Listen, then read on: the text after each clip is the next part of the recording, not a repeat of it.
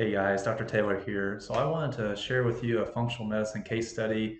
We had a patient come in with chronic sinusitis, chronic cough, chronic ear infections, and vertigo. So let's take a look at this study. First, our disclaimer, this case study is not intended to treat or diagnose. This information is provided by the Tennessee Center of Integrated Medicine and is not intended to replace the medical advice of your doctor or healthcare provider. So please consult with your healthcare provider for advice about a specific medical condition. So let's talk about the presentation of this patient that came in. So she was a 4-year-old girl. She couldn't go more than 3 weeks without nasal congestion, runny nose, and chronic cough over the past couple of years. So, it's been going on and off for about 2 years. She was having trouble sleeping at night because she would cough so much. She went through a couple rounds of antibiotics for inner ear infections.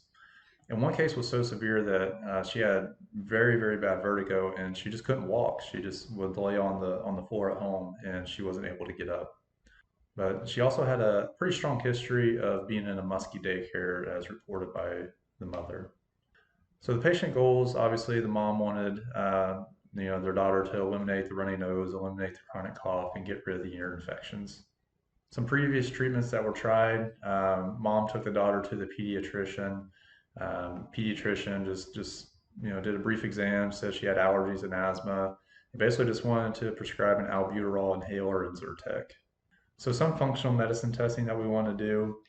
And we know there's a strong correlation of mold and chronic sinusitis, so we want to run a mold test on the patient.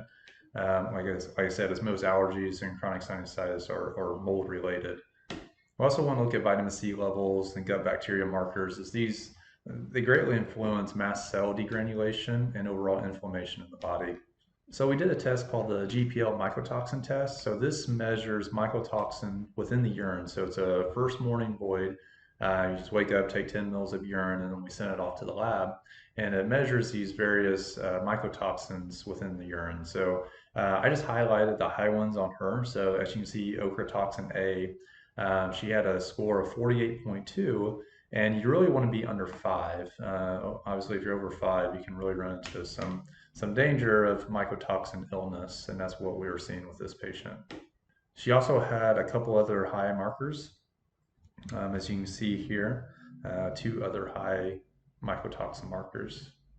Then we did another test called the organic acid test. So again, this is a urine test, and this measures various bacteria, yeast, bad bacteria within the body. So it measures the metabolic byproducts of these different microbes.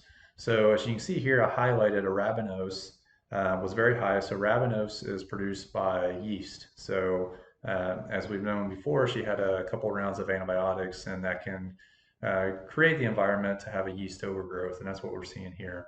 And she also had a high marker of Clostridia down here, which can influence neurotransmitter balance, especially dopamine, epinephrine, and norepinephrine.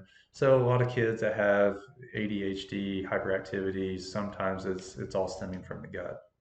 And as we saw here, vitamin C is low. So we gave a clinical and lifestyle protocol. Obviously, we wanted to remove the pathogenic mold in her body, help address the candida and clostridia overgrowth by using herbal blends, herbal formulas, supplement some vitamin C, and we encourage them to encapsulate their house, their crawl space, as that can be a source of mold. And you always want to double check kitchens, bathrooms. You even have the AC coils cleaned on your HVAC unit, as those all can be sources of mold as well. So had the parent do a check of that, and they actually found mold in the crawl space, so they did end up encapsulating their crawl space at their house. And they said the current daycare is on a concrete slab and it's a metal building, so the chance of mold exposure at our current daycare was pretty low. So some outcomes. So in 4 weeks, she no longer had a runny nose or chronic cough. 1 year out, symptoms are still gone. She also noticed that her mom noticed that her gut improved, so her bowel function. Her stools weren't as smelly, and they were more well formed. And in the past, she had some gut issues that she didn't tell me in the beginning, but as things cleared up and things improved, she did mention that to us on follow up. And she hasn't had any ear infections in the past year.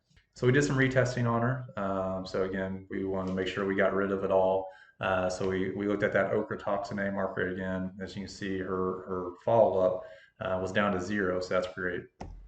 And our other ones were down to 0. So you remember those two were pretty high as well. So definitely cleared out the mold in our system, the mycotoxins. So if this resonates with you, just this type of testing and actually getting to root cause issues of your health problems, there's a couple things you can do. You can register for a free 30-day program. So it's a call it 30 and 30. Basically, I give you 30 health steps you can do over the course of 30 days. So you'll get an email one health action step a day for 30 days, just to really start improving lifestyle factors that can be contributing to your chronic health issues. If you're ready to become a functional medicine patient, you can click the link to our website and you can request for a 15-minute free consultation, and we do a 15-minute discovery visit. And basically what we're doing is just make sure we're a good match for each other and see if this program's right for you. I hope you found this case study useful, and we'll see you next time.